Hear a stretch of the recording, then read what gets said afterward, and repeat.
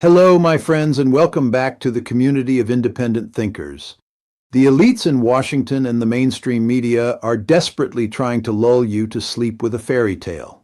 They are telling you that the joint American and Israeli strike on Iran, which happened at the exact same time, is a triumph of a unified front. They call it a masterstroke of tactical coordination, a perfectly executed campaign to restore the so-called rules-based international order. Do not be fooled for a second. The naked truth of international politics is always much more ruthless.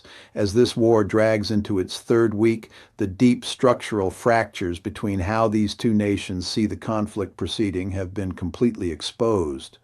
What we are witnessing is not a spectacular victory for Western democracies. It is the geopolitical suicide of a global hegemon being dragged into a hopeless, bloody quagmire. Let us look straight into the ruthless machine of power. On the surface, both the United States and Israel appear to share the same objective, degrading Iran's ability to project power and threaten its neighbors. They both want to obliterate Tehran's air defense capabilities, its ballistic missile stockpiles, its drone production facilities, its navy, and what remains of its air force. Another obvious area of consensus is ensuring Iran does not make use of its highly enriched uranium to create a nuclear weapon. But that consensus is nothing more than a thin coat of diplomatic paint covering a strategic abyss.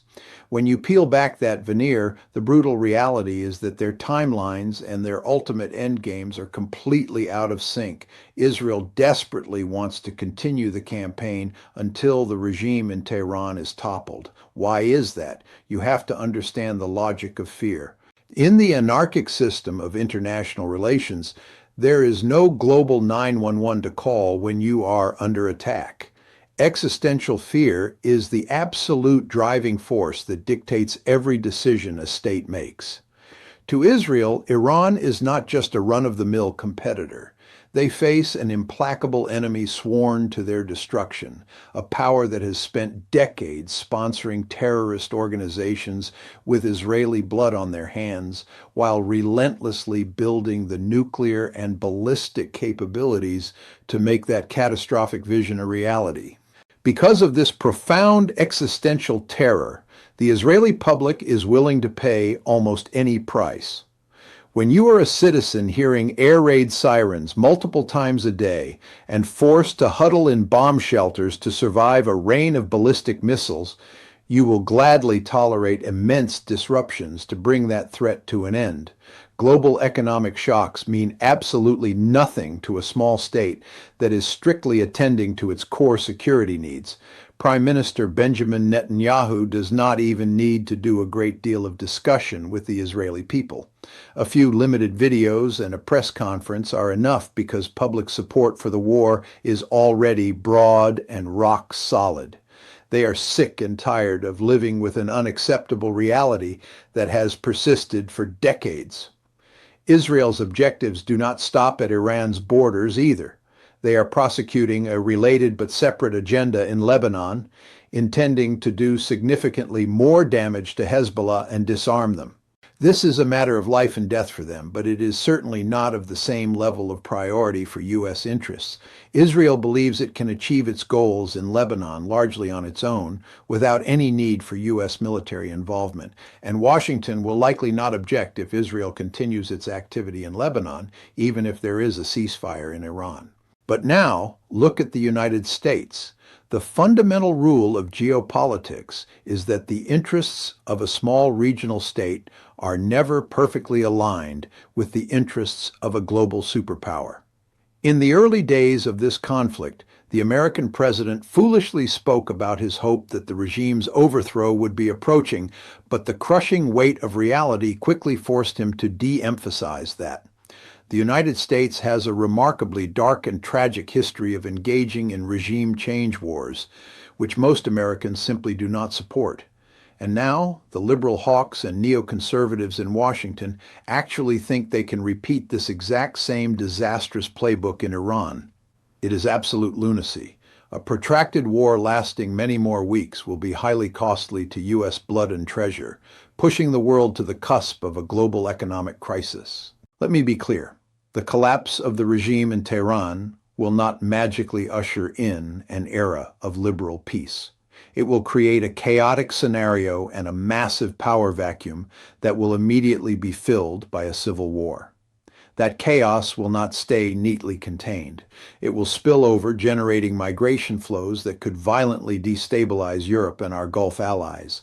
In that tragic scenario, Israel would be very satisfied to see the end of the regime and would be less concerned about the fallout. Meanwhile, the United States will be the one sucked into an endless, bloody vortex, forced to deal with all of those problems. We have been led down the primrose path to hell. The Western elite completely deluded themselves with a fatal fantasy. The policymakers in Washington and Israel shared this overly optimistic assessment that simply decapitating the regime by killing the Ayatollah and senior leaders on the first day would produce a crumbling effect and inspire the Iranian people to rise up. This is the very definition of hubris. They entirely ignored the brutal mathematics of attrition warfare, possessing a shared insufficient appreciation for the fact that even a very weakened Iran still holds lethal cards to play. The Persian Gulf is not a video game. Closing the Strait of Hormuz is a strategy the U.S. military has planned for over decades. When the absolute jugular of the global energy supply is squeezed shut at that strait, we are talking about total economic paralysis. And yet there was absolutely none of the political and diplomatic preparation from Washington that you would expect. Now, in a state of absolute panic, President Trump is reduced to insisting and threatening NATO nations to send ships to help police the strait. These are the exact same allies the United States failed to consult before the campaign began and spent the last year stoking tensions with by imposing tariffs. It speaks to a fundamental lack of realistic preparation for how a weaker party can endure airstrikes and use a longer campaign to impose pain in the other direction. Internal political pressures are tearing this supposed coalition apart. Israel's timeline dictates fighting longer to weaken the regime until it falls, but President Donald Trump is sitting on a ticking time bomb. He has not engaged the American public with an Oval Office address to seek support or explain the strategy, the objectives, and how we will know when we have succeeded. Instead, he talks nonstop to reporters, saying many very inconsistent things, which has only fueled the confusion Americans are feeling. Consequently, we are seeing an unusually low degree of public support for a major military conflict, partly because it looks like a regime change war of choice, and partly because of the loss of American service members' lives. No one has explained why we are doing this. Because of this massive domestic pressure, it is definitely possible Trump will reach a point much sooner than the Israelis would like where he tries to bring this to an end. He could claim victory today by citing the degradation of Iranian capabilities. However, it is remarkably naive to think that a unilateral declaration of a ceasefire from Washington will make Tehran lay down its arms. Iran might simply continue launching drones into the Gulf or missiles at Israel, harassing ships in the Strait of Hormuz until they are satisfied with the terms. And once the United States decides to pull the plug, Prime Minister Netanyahu is not in a position to defy Trump and say they will continue the war. This is a highly integrated campaign with extraordinary coordination, and Israel would have to drastically adjust its operations without the U.S. A small client state cannot force a superpower to bleed indefinitely. When America walks away, Israel will be forced to shift into its mow the grass strategy, engaging periodically to suppress and manage the threat without sustained combat. Here is the most ruthless verdict of all. This unnecessary war is systematically shredding America's core strategic interests on the global stage. We are a country with global interests and responsibilities, not a small country attending to regional threats. While the United States expends so much capability and degrades its military resources in the Middle East, it directly harms our strategic interests in the Indo-Pacific and in Europe. Our actual peer competitors are quietly watching and reaping massive strategic benefits.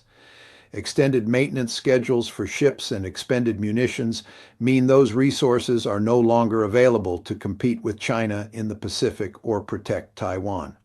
We are leaving the front door wide open for Beijing. At the same time, look at Moscow.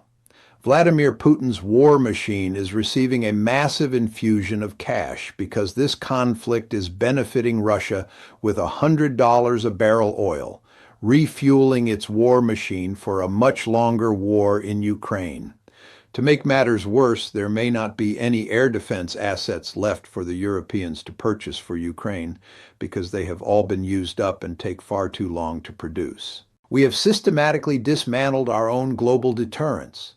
We have turned our high-minded rhetoric about democratic values into a deeply cynical joke, proving we are entirely willing to plunge the global economy into chaos strictly due to the extreme arrogance of our foreign policy establishment. The liberal elite always believe they can rewrite the iron laws of history through sheer willpower, but the structural realities of great power politics always return to crush them. This disaster was not an accident. It is the inevitable consequence of systemic naivete.